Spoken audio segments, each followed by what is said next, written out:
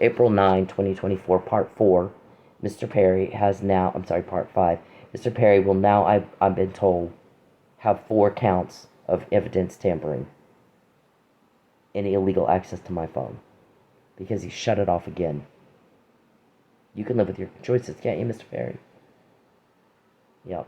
Okay, so this documents what I said is your childhood trauma is not an excuse to become a monster in a society that is supposed to be civilized. The laws are the only thing in between peace and chaos. And you're the chaos. And you're the chaos everybody wants gone. We get the help, you get told on. You stupid fuck. Don't use that as an excuse. It's not my problem. They got shrinks for that. Okay? You get it off me. Get it off me, you sick little fuck. Look at Oprah Winfrey. She was impregnated. Do you hear her running around whining? Human trafficking and all that crap. Do you see her acting like you? Nope. Get some dignity. Get some dignity. Look at this. You don't get to blow up my family. You don't have that right. This is documented like a whole lot of this stuff as it comes up. And this goes back a year. Grab her off the stage, throw her in handcuffs, make a scene, cause a big thing. Everything's a thing. Everything's an ordeal when Charles and Dave come around. And it's not too long and everybody's broke. So I can imagine they do have leaks. Because I can tell you for sure everybody's sick and tired of that. I'm quoting somebody else. Grab her off the stage, make a big scene, cause a big problem, raid the club. On, and I threat after threat after threat after threat after threat. And a lot of it's on here. Just this one page. It's on the blog for sure. It's on the Facebook. But it's for sure, a lot of it's on this one page about your human trafficking. And all of it is intended to coerce. Right? And I'm still saying, all the stuff you put me through, the absolute hell, I'm still saying, fuck you. Get the hell out of my life, bitch. You're caught. You're caught because you did it to me, and you don't even know why. Why is it different when you do it to me? Why is it different when you do the crime to me? I've never promised to keep my mouth shut for money. Ever. So, you try that angle. Let's all say it's blackmail. And I guess somebody told him, I'm not seeing any evidence of that here. Listen, you can't keep coming in with this imaginary crap, crying wolf. First it was a political vendetta that you imagined, and there's no evidence of a political vendetta at all. And you were the new guy. You didn't even have a history to attack. I helped you get elected so that the cops could get to you easier, undercovers. And they have, and they did. Okay? It worked. It was a brilliant plan. Worked perfect. Because you're a lot easier and a lot more accessible to an undercover cop when you're out shaking hands and kissing babies than you are sitting in an accounting office doing taxes. And it worked. And they did talk to you. And they got a lot more than you know. As good as I am at getting people to say things they didn't mean to say without them knowing they did that, they're better. And you did. You let all kinds of shit slip. It was funny as hell. It's so easy, it's not even fair. And, Mr. Perry, I don't care. Listen, I don't care what you think. Didn't ask you, Connie. I don't care what you think. I went to a lot of trouble to never again have to hear what you think. And no one understands why you think I care what you think. Nobody understands why you think that. So you already got an imaginary political vendetta, and then there was an imaginary romance. Everybody's like, they haven't been in the same room for 10 years. Nobody has seen them together. And he's running around all of Oklahoma telling people, that's my girlfriend, that's my wife, that's this, that's this.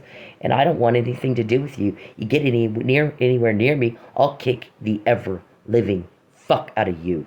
You aren't wanted. You're rejected. You're a reject. You failed. Period. You are nothing to me. You're an offender and I'm a victim. And that is it. And that is all. And we parlayed that into a job. Investigating. Understood? So that you're in jail and gone. Out of society and no longer a monster. Because society is defined by what we do with the monsters among us. And now these guys helping me are like, we're not Oklahoma law enforcement. We're professional. We don't act like that. We don't put up with that crap. We're spending our resources protecting a victim in their state. And that's all there is to it. We didn't call them and ask their permission. We don't need to. So if they're mad, that's too fucking bad. They should have done their job. They should have been professional. If they failed, then we don't trust them now. That's their problem. We're spending our resources, our taxpayers' money, keeping our witness safe while we investigate. And right now, what they've done to her, we're using that to build a case, a criminal one. And what does Charles do? Gives us more just gives us more and more every day. More and more to use against him in a court of law. To bury him so he never hurts anybody again. He has a zero control over himself. Biology theory of criminology, low IQ and no impulse control. And that guy said, I won't do business with perverts. They can't control themselves. And they make stupid, expensive decisions. And he has, and he is, and he does. What kind of man humiliates himself to no avail and to his own detriment for this long, for this much money? He is not a man. He's made himself weak. He made his whole organization very weak. So, there's that. That's what you've accomplished in 10 years with your life. Team told on. You made people hate you. It's worked in our favor. Because what if you had done what he said in March 2020? We wouldn't have Lucius's name, or Betancourt's name, or Blankenship and Desiree, or Richard and Dickie, or Greg, Tim, and Larry, or your compound concubine facility, whatever the fuck that is, hellhole you got over there, where the kids are shitting the floor because they're being sodomized. They're getting, what else we heard is, there's severe medical neglect and education neglect. And it's your problem. It's your responsibility. And we found out about it because you're doing the crime to me. And yet you keep doing it. Okay, you live with your choices, right? So they find out where I'm going to go to the bank because they're voyeurs.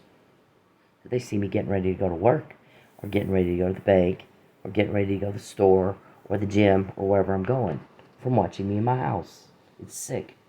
This night, this guy came in and offered me $5,000, and what did I tell him? Fuck you, you're off your nut. I'm not going to get creeped out by him. Oh, come on, just be creeped out by him and be $5,000 richer. Now, what part of sending this guy into my work, Charles, is part of your legislative duties? Or what part of that is what you need to do to pass a law in Texas?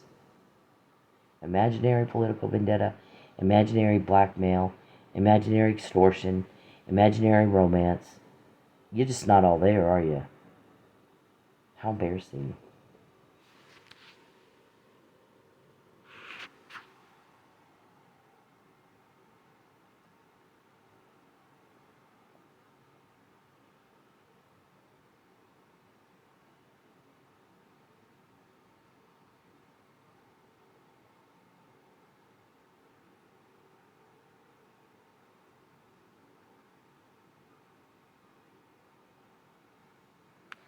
He says, nobody sent me in here. Okay. But he'll pay you $5,000 if you sleep with him. Then he says, 3 times, are you wearing a wire? Well, you know, when you're talking to somebody, they ask you that. Normally, do people just ask random, are you wearing a wire? No. The only reason you would ask somebody if they're wearing a wire is if you're saying something you don't want recorded by the cops. When you contact me, Mr. Perry, we always find out more about your crime. You're not all there. Stop bothering the rest of us with that, please. Look at that. That's how many times he cut this off. It tampered with my evidence. Because these podcasts are evidence. I'm saying, I'm Cynthia Ortiz. It is April 9th, 2024, and I said no to you. I will not be trafficked, and if you continue to coerce me, you're going to have some legal consequences you'll never get out of, sir. Now, Go into court and on the record deny these allegations. Deny that you killed Chief Miller and framed Mike Neely on the record. Deny that you've retaliated against me because I was supposed to testify. You kept me from testifying. Deny that you have bought judges. Deny it on the record, Mr. Perry. Deny that you traffic women and pimp out kids and that you're a pedophile and a cop killer and a human trafficker. Deny it on the record, please.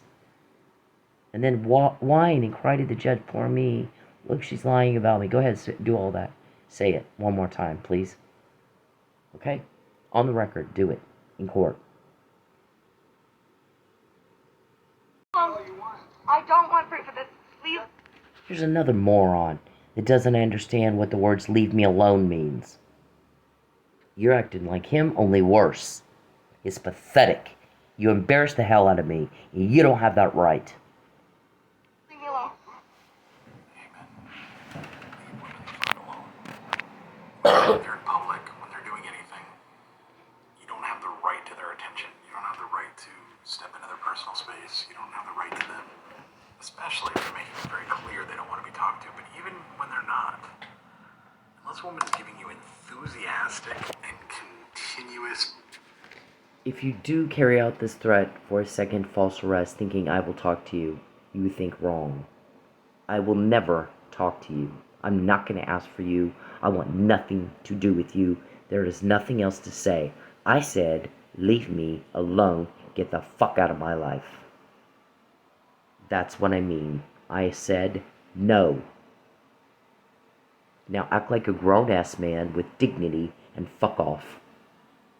Body language and signs that she wants to talk to your ugly dumbass, then leave her the fuck alone. Find a date a different way.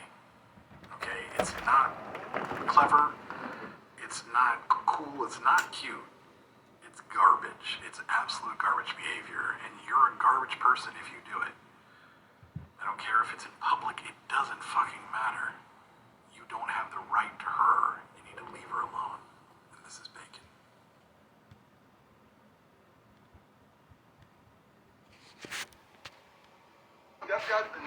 Leave me alone. Please. Just talk to me for 2 minutes. First, let me say that I'm happy that the lady in this video is okay. Second, let me break down what rape culture is. Rape culture is the fact that that man felt that he was entitled to some of this woman's time just because he said, let me talk to you for 2 minutes. Doesn't matter if it's 2 minutes, 5 minutes, 20 minutes. If she said no, no means no. Rape culture is the comments that she has on her video about how she should have just spoke to him or dressed differently. Rape culture is me taking the heat for calling out other men for their terrible behavior. Rape culture is trying to explain stuff as, oh, it's just locker room talk. No, it's not locker room talk. You should talk the same way wherever you are. We all know that rape is not about sex, it's about power. So for you to force yourself on somebody, even if you're just talking to them, is disgusting, dude.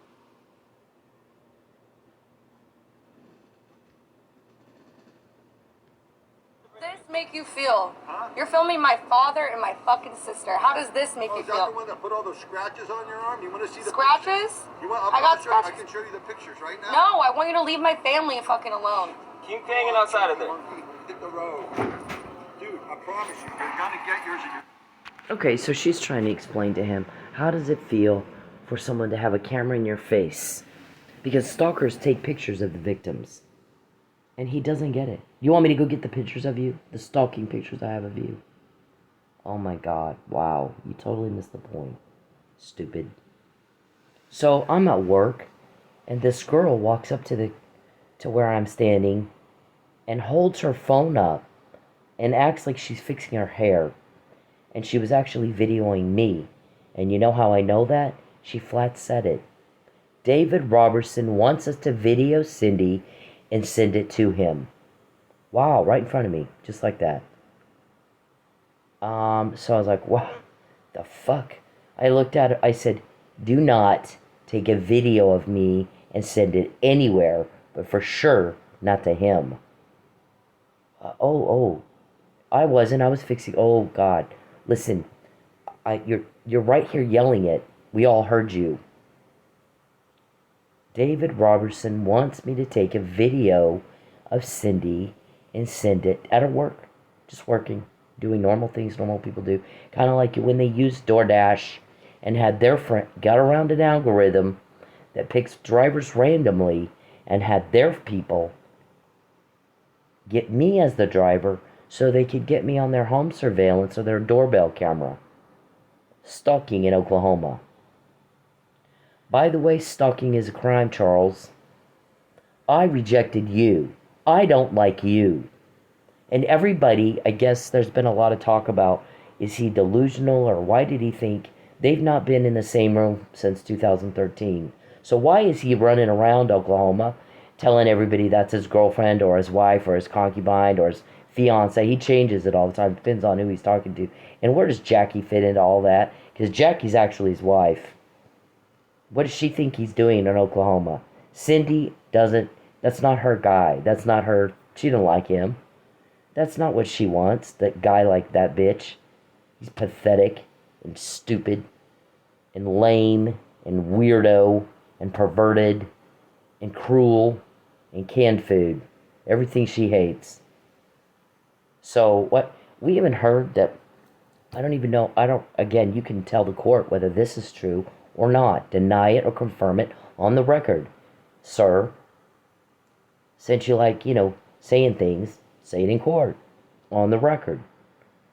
We heard that you called my uncle from the clone phone and told him we're out shopping, she's in the dressing room. And people have really criticized my family for not contacting me directly to find out what is happening and if I'm okay. You didn't call her for 4 years to see if she's okay? No. Why the fuck not? What if she was dead? Because how many times has he called you and said, oh, she's just in the dressing room or she's in the bathroom and she can't talk right now? And it never concerned you and it never bothered you that you've never seen them together?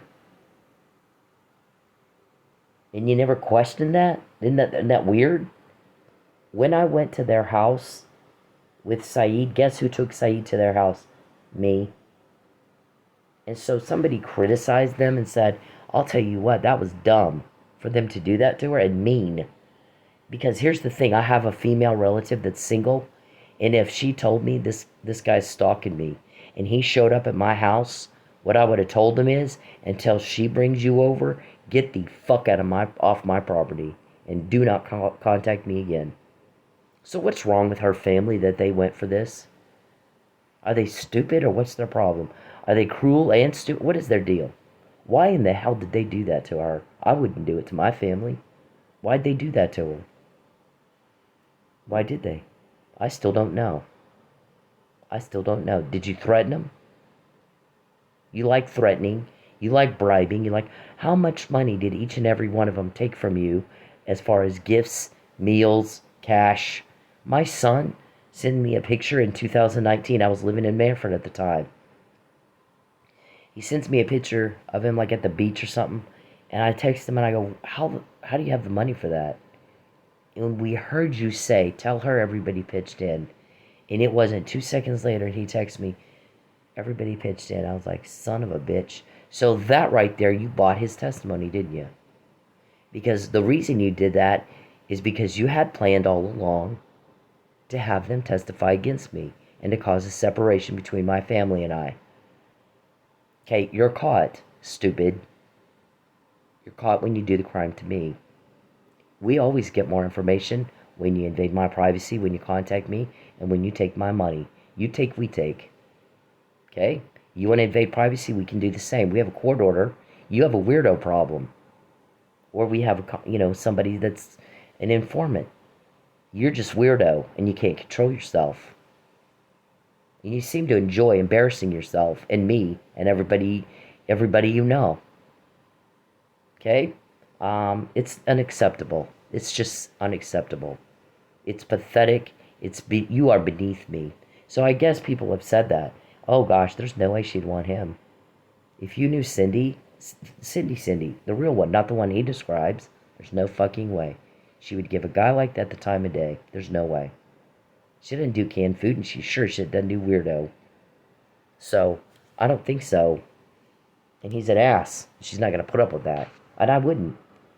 I wouldn't put up with this. My ex-husband and I had this agreement when we got married, that he would make the money for our monthly living expenses, and that the money I made with my business would be for retirement, trips, furniture, buy a house, stuff like that. Maybe the extra stuff in his money would pay our monthly expenses.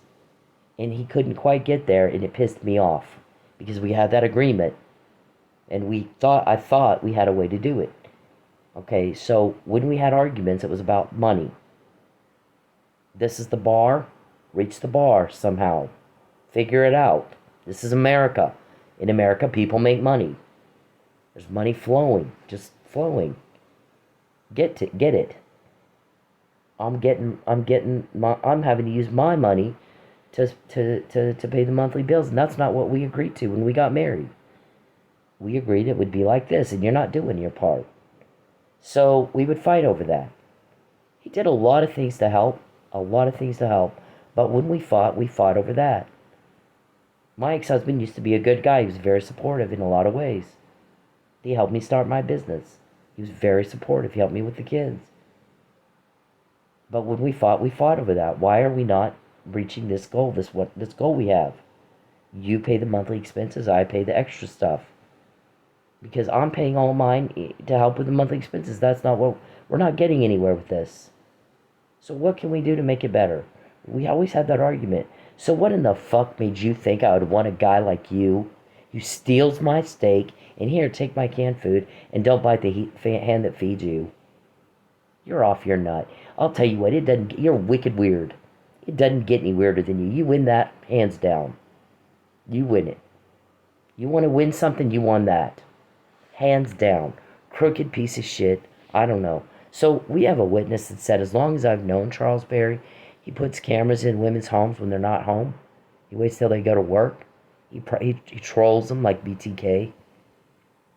He finds divorced women. Mr. Perry, every time you contact me, we always get more. And you just did it again. You just did it again. You just cost yourself millions just now. I hope it was worth it.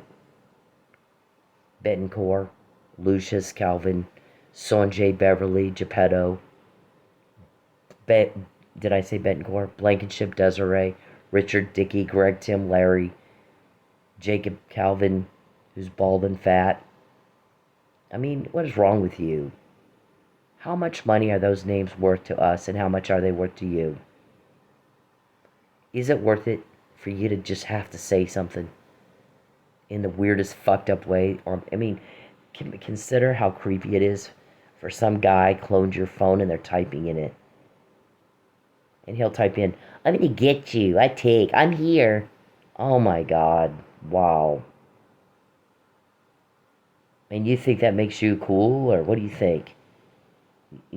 Delusional, stupid fuck. Get out of my phone. Get the fuck out of my phone. I mean, I don't want you here. I didn't invite you here. You're the guy that's at the party. Nobody wanted to even know there was a party. What's the deal with this barbecue, by the way? I really keep saying that. We thought we were going to have her in jail and we'd be having a barbecue right now. We were just talking about that, too. Go have your fucking barbecue. Mr. Perry thinks he won. I don't give a fuck. You can bring whoever the fuck you want. That's okay. You're You gonna can bring Is a that whole it, fucking right? army. I don't give a fuck. I don't. Stop stalking me. Please, I can't live here anymore.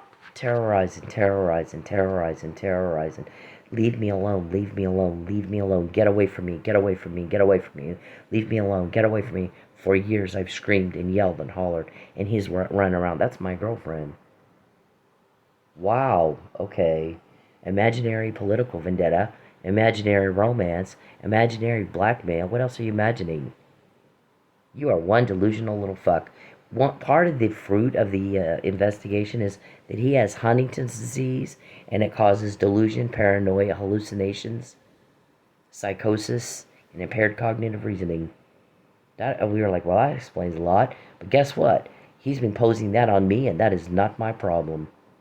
I am not a nurse. I have zero interest in being a nurse. You know what I'm good at? I can sting up anybody, anywhere, at any time, and get more out of them than they will ever get out of me. Hands down, I can do it. Being a special education teacher or a nurse, not my thing at all, sir. And you have an attorney that you are to bother with your questions, and you are not to bother me again. And every time you do, people get furious with you. How dare he ask her those questions? How dare he impose like that? What an asshole. See, in a civilized society, there's reasonable expectations that your conduct would be dignified and within the law, so that there is not chaos. And if you can't keep up with everybody else, then you won't be with everybody else. Just like that. And if Oklahoma can't get it done, someone else can. Just like that. And they don't need anybody's permission to keep me safe from you. And I'm not going to give up. Mr. Perry just contacted me again. You got to be shitting me with this. You have to be shitting me with this. Wow. He just fucking did it again. What did I just say? What did I just say, sir? I don't care what you think, and I'll never help you. And every time you contact me, everybody goes apeshit on you. Because we're sick of it. Shut up. Please just shut the fuck up. And leave me alone. I don't care what you think.